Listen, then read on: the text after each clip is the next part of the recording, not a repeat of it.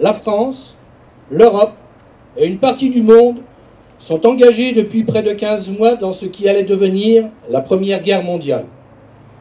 Les combats s'intensifient dans nos territoires, en Champagne, en Artois, dans les Vosges, mais aussi sur le front d'Orient.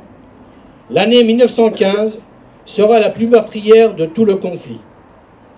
Tous les morts pour la France, hier dans la Grande Guerre, dans la Seconde Guerre mondiale, dans les guerres de décolonisation, aujourd'hui dans les opérations extérieures, sont désormais réunis dans le souvenir et dans l'hommage de la nation.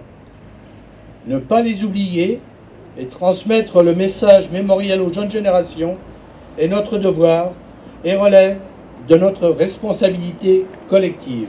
Enfin, 11h arrive, d'un seul coup, tout s'arrête. C'est incroyable. Nous attendons 2 heures, tout est bien fini. Alors la triste corvée commence d'aller chercher les camarades qui y sont restés. Eugène Poézévara. Je vous écris de Pont-à-Mousson, où le colonel nous a envoyés hier soir, mes camarades et moi, pour remettre nos nerfs très surexcités, à la suite d'une grosse émotion. À l'heure où je vous écris, je suis encore abruti, et je me demande si je n'ai pas rêvé. Nous laissions parfois séparer des boches dans un boyau commun que par une petite murette faite de 3 ou 4 rangs de sacs de terre empilés les uns sur les autres. À défaut de combattre, l'inquiétude, surtout la nuit, de voir l'ennemi surgir de ses tranchées mettait parfois à dure épreuve les nerfs des chefs de section. Nous vivions ainsi sur le qui-vive silencieux de jour et de nuit, parfois davantage sans dormir. C'est le 13 avril et 18 avril 1915. 3 heures du soir. Je suis avec Simon, Moreau et Savelli. Nous sommes au repos en attendant que l'on nous reforme. Nous n'avons plus d'officiers. Dans le bataillon, il nous reste un lieutenant et un sous-lieutenant. Nous avons passé une semaine terrible, c'est honteux, affreux. C'est impossible de se faire une idée d'un pareil carnage. Jamais on ne pourra sortir d'un pareil enfer. Les morts couvrent le terrain. Boches et Français sont entassés les uns sur les autres dans la boue. On marche dessus et dans l'eau jusqu'aux genoux. Nous avons attaqué 2 fois au Bois-le-Prêtre, au quart en réserve. Nous avons gagné un peu de terrain qui a été en entier arrosé de sang. Ceux qui veulent la guerre, qu'ils viennent la faire. J'en ai plein le dos et je ne suis pas le seul. Dans la passe où nous sommes, la mort nous attend à tout moment. Donc inutile de rien m'envoyer. Je n'ai pas reçu de lettre de chez nous depuis le 25 mars. Enfin, il ne faut pas désespérer. On peut être blessé. Quant à la mort, si elle vient, ce sera une délivrance.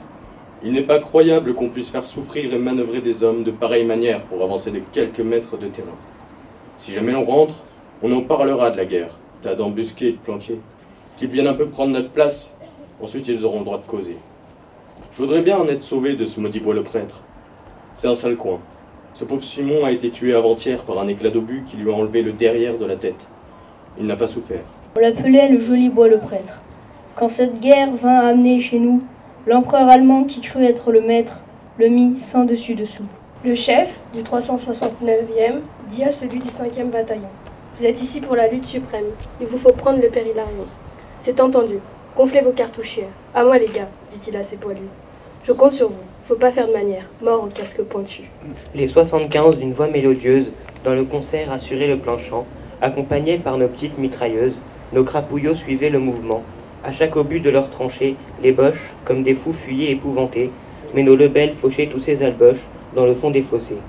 Pont-à-Mousson, malgré toute ta misère, malgré tes deuils et malgré tes tourments, sous les obus tu restes calme et fier, et ton devoir tu le fais simplement. Au jour prochain, jour de la délivrance, au jour béni et qui ne peut tarder, tu recevras le salut de la France, tu l'as bien mérité. Aux enfants de la patrie, le jour de gloire et